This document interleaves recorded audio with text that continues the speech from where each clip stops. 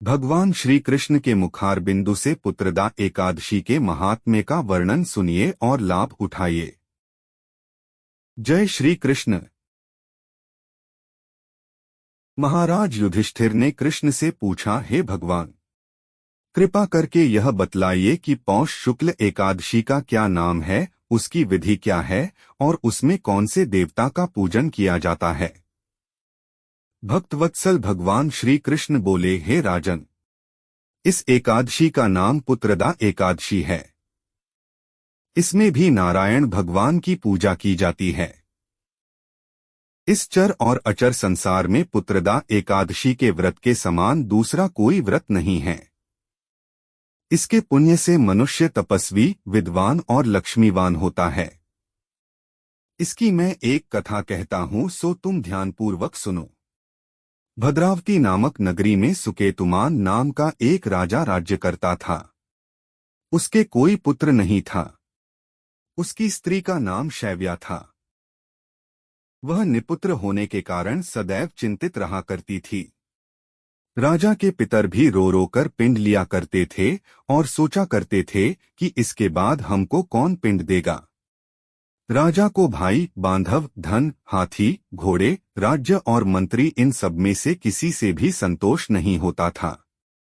वह सदैव यही विचार करता था कि मेरे मरने के बाद मुझको कौन पिंडदान करेगा। बिना पुत्र के पितरों और देवताओं का ऋण मैं कैसे चुका सकूंगा। जिस घर में पुत्र न हो उस घर में सदैव अंधेरा ही रहता है। इसलिए पुत्र उत्पत्ति के लिए प्रयत्न करना चाहिए।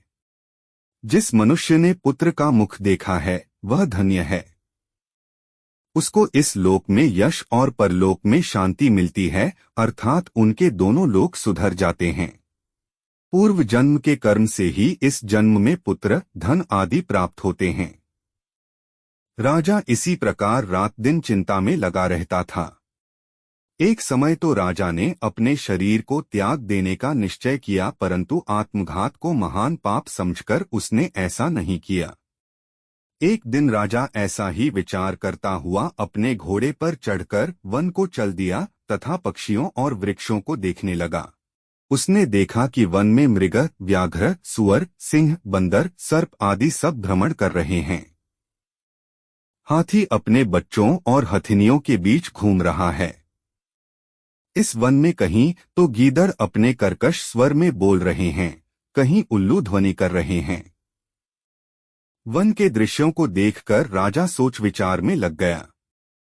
इसी प्रकार आधा दिन बीत गया। वह सोचने लगा कि मैंने कई यज्ञ किए, ब्राह्मणों को स्वादिष्ट भोजन से तृप्त किया, फिर भी मुझको दुख प्राप्त हुआ, क्यों? राजा प्यास के मारे अत्यंत दुखी हो गया और पानी की तलाश में इधर उधर फिरने लगा। थोड़ी दूरी पर राजा ने एक सरोवर देखा।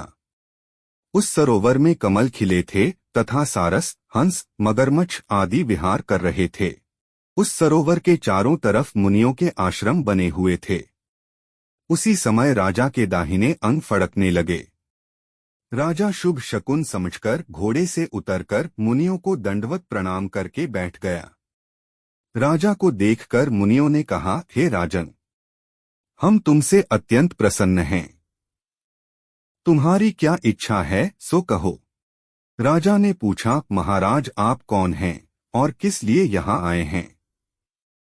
कृपा करके बताइए। मुनि कहने लगे कि हे राजन, आज संतान देने वाली पुत्रदा एकादशी है।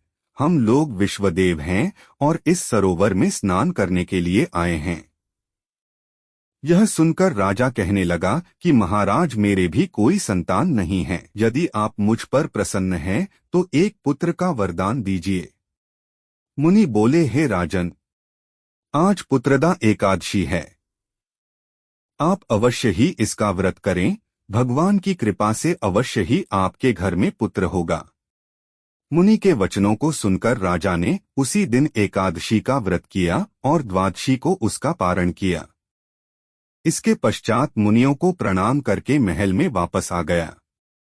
कुछ समय बीतने के बाद रानी ने गर्भ धारण किया और 9 महीने के पश्चात उनके एक पुत्र हुआ। वह राजकुमार अत्यंत शूरवीर, यशस्वी और प्रजापालक हुआ।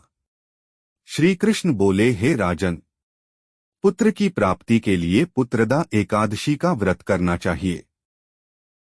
जो मनुष्य इस महात्म्य को पढ़ता या सुनता है उसे अंत में स्वर्ग की प्राप्ति होती है। वीडियो देखने के लिए धन्यवाद। कृपया लाइक, सब्सक्राइब और शेयर करें।